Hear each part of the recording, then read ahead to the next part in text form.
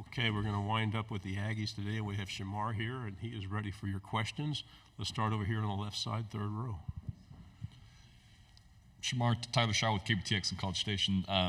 There's been a lot of talk today about,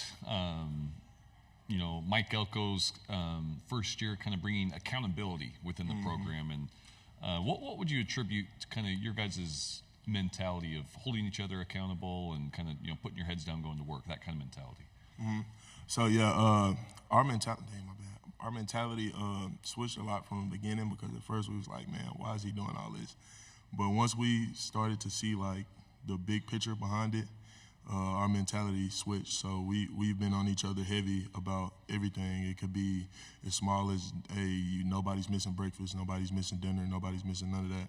Like, no matter how minuscule you think it is, get there. Like, and I feel like we've been doing a pretty good job of keeping that mentality, staying consistent with the accountability. Do players like to be coached that way? Yes, Lord, yes. Yes, if you're a guy, or if you're a guy that loves this sport of football, you love being coached hard, and it don't matter what it is. It can be on and off the field. And like I said, it can be missing breakfast. I want a coach on me if I miss anything, and I don't miss nothing. So. Right side on the aisle here. Jacob Richmond, Lone Star Live. Shemar, I heard earlier you call Coach Elko a magician. Can you kind of expand on that, why you call him that, and what he's done to this defense?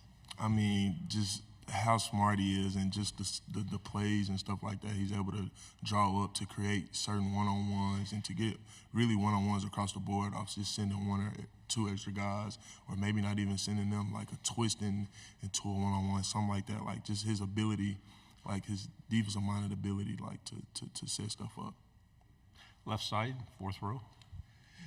Shemar, Luke White with the Battalion. You talk about getting accustomed to the new coaching staff. What is it like meshing with the new transfers on the team? Because, of course, there's a lot of them. And so how has it been getting accustomed to them and, getting them part of the team? I feel like the transition was pretty easy, because all of them came in. Everybody was pretty much cool. Nobody came in, like, hostile and nothing like that. And everybody was talkative. Like, it wasn't nothing that, like, Nick and everybody, Cassius, all of them, like, it wasn't nothing to bring them in and treat them like family from day one. We'll stay on the fourth row. Shemar, going off a previous question, I'm Braxton from the Battalion. So what are some of the major differences in the overall attitude of the locker room this season compared to last? I say the work ethic. Like, it's changed in everyone. Like, it's not just a handful of people on both sides of the ball that really, really want to win and really want to be great at the sport of football. I feel like everybody's mentality is switching over now, because Elko harps being hard work, and he harps relationship and stuff like that with your teammates so much. I feel like that has made everybody work harder for each other and not only just for themselves. They're not there for themselves no more. We'll stay on the right side here.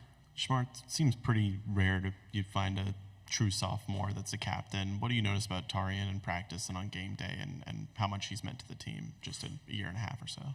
Man, the respect he got since he was a freshman is crazy. Just the way he approaches the game, like he loves the sport of football. He watches film. He's always in his playbook. He attacks workouts like it's the Super Bowl. Like, just having a guy like that at that young of an age is crazy. And he gained the respect of everybody quickly from that. Left side, back row. Dan Peck, ESPN 106.7 in Auburn. One of your former teammates transferred to Auburn, Isaiah Rakes. Just what kind of player is Auburn getting on the defensive line with Rakes? Can you repeat that question? I'm sorry. Isaiah Rakes, teammate of yours, transferred to Auburn. Uh-huh. What kind of player is Auburn getting in your former teammate, Isaiah Rakes? Oh, they're going to get somebody that's going to go every day, man. I love Rakes to death. Rakes is going to work his butt off every day, and Rakes is going to give his all every day. So they can expect a guy that's going to come out there and produce for them at a very high level consistently. Back row, left side. Ben Peck, NBC College Station, no relation. When your defensive line, obviously a very deep, talented unit. Do y'all kind of pride yourselves on, the rest of the defense can do their job, but as a unit kind of taking on maybe a responsibility that we can keep single-handedly our team in games, if we can do our job, that makes all the other units being able to flourish even more, and kind of taking on that burden a little bit as a group with how talented you are? Mm-hmm. Oh, yes, sir. Yeah, we take that full on. We love having that on our back, man. Being able to, go in and you can really cancel a team out just with your defensive line is crazy. So, yes, sir, that's one thing we do love about being here at A&M, having all these guys with us, being able to have that mentality of, bro, we can go in this game and win this game right here. Like, this room can do it. So, yeah, we love it. Third row, and then we'll go to the fourth. Shemar, what are your first impressions of the EA Sports video game? No, it's fun. It's more, to me, personally, it's way more realistic than Madden. So that's one thing I did love. Linebackers play everything now. I love NCAA. I play it every day. All right, fourth row. Shemar, Coach Elko talked about how this has been a pretty quiet offseason. Mm-hmm. How do you think this offseason compares to maybe those that you've experienced in years past under Coach Fisher? Man, it's just a lot of unnecessary talking when you can be working. So just that right there pretty much is just putting your head down, working, grinding, and going 100% every day, getting better. We'll go back to the third row. To go back to the video game, are you happy with your rating or? Initially, I thought I was going to be a little higher, but, I mean, I'm not mad with it. 88 overall is not bad to me, and it won't be 88 the whole season. So,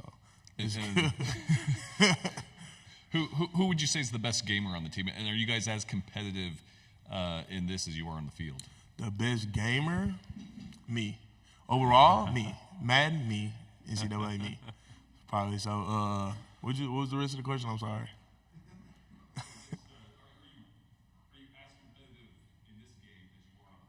Oh yeah. I feel like that's my problem actually. I might be a little too competitive on the game. Final two questions on the back row. Yeah, well, what were the big factors in leading you to decide to come back to Texas A&M after all the changes in the following last season? Okay, one was having a conversation with my mother and how me and her wanted to come up with a plan for me to graduate before I left college.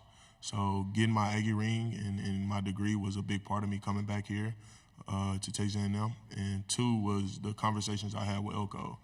Everything he was saying was making sense. I had stuff on and off the field to fix to higher my draft grade. So if I can boost my stock in any kind of way, come back and do better, I will. So that's what my mentality was coming back. Final question. Just kind of tying a bow on the gaming conversation, what would you give your overall rating as a gamer if you had to give yourself an overall rating for gaming purposes? 1 out of 10, I'm probably... Oh, no, out of 99, just like the game. Like if you were, you're an 88 overall in the game as a player, but how would you rate yourself as a overall rating as a gamer? Oh, as a gamer? Ooh, a 90, probably like a 98.